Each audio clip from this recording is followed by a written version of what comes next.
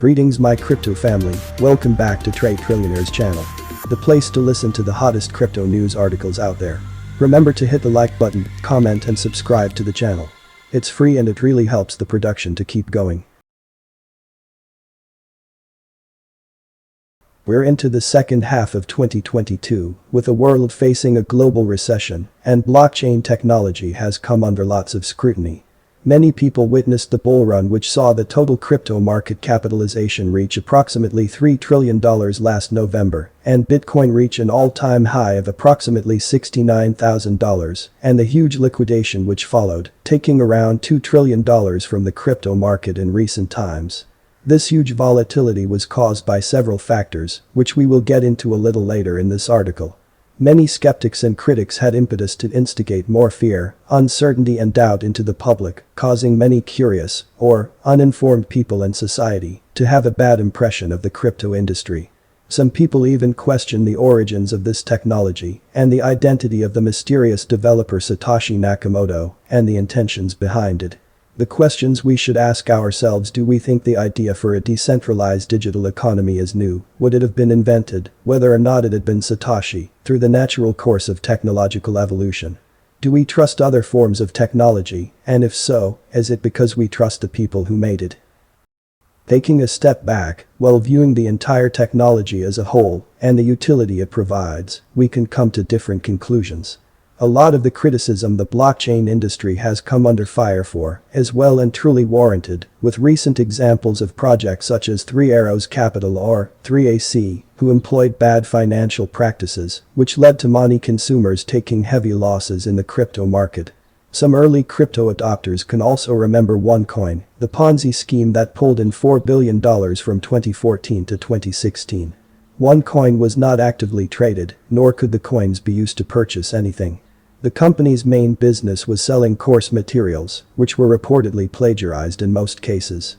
Incidents such as this has brought all the unwarranted negative sentiment on blockchain technology.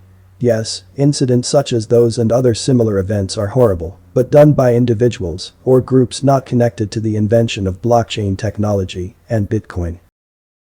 But is this idea of a digital economy new?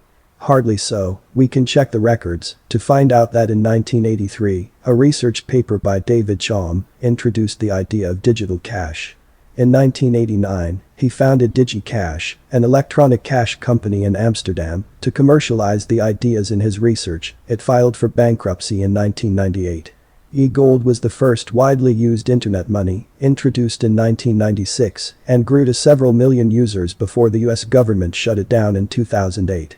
E-gold has been referred to as digital currency by both US officials and academia alike. Sooner or later, someone or some group was destined to improve this technology until it became mainstream. Unfortunately, the bad actors or criminal organizations have taken center stage in the crypto space and became some of the earliest adopters of the technology. Seeing the potential to transact with individuals peer-to-peer without government intervention was an opportunity they couldn't refuse. The technology that was initially designed to liberate the world from a controlled and centralized economy had taken a dark turn. The famous cliché, "with great power comes great responsibility," could never be more relevant, and knowing when power falls into the wrong hands, the massive damage that can follow. Every Ponzi scheme, failed project, and one-hit wonder that is taken to the headlines has made blockchain technology and Bitcoin take the full responsibility, as anything that happens in the crypto space is most commonly thought to be from the blockchain. Take an invention as simple as the television, which most people use on a daily basis. We all know the dangers that the television can bring to a society, but is it the television or the people pushing the programs on that device? In the early stages of the development of televisions, scientists were even researching how to use different frequencies and patterns to manipulate the viewers to achieve a desired effect. Today a television is in every household, and those fears and doubts have vanished due to increased trust in the private companies who were developing their own devices, in contrast to what the government-backed scientists and military organizations were working on to try to gain more control over society. The technology in itself isn't bad or harmful, but rather the people who chose to do nefarious activities to satisfy their greed and lust for power. Most inventions generally come from the common folk, and most times, it's the rich and powerful who have the resources to maximize the utility of that invention.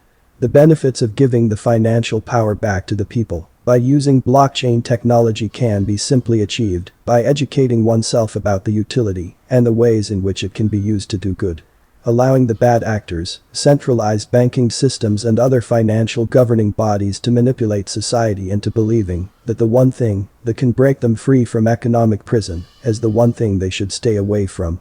To criticize blockchain technology is the same as criticizing the invention of the car when horses were the only means of transport. The same principles remain in both scenarios, whereas both at the time was a revolutionary technology that had polarizing views between the futurist and the traditionalist. As time passed, the dispute between the two sides was settled somewhat, then we can see today that a vast majority of people not only accept automobiles, but heavily depend on them in everyday life.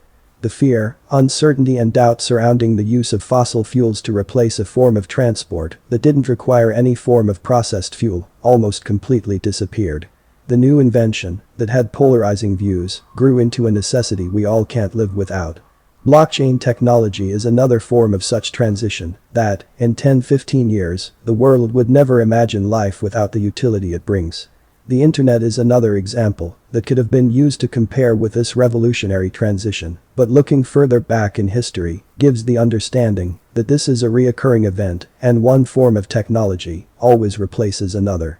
True freedom can be achieved if the public gathers the confidence to use this blockchain technology to re-establish control of our own life and usher in a new democratic governance system voted by the people.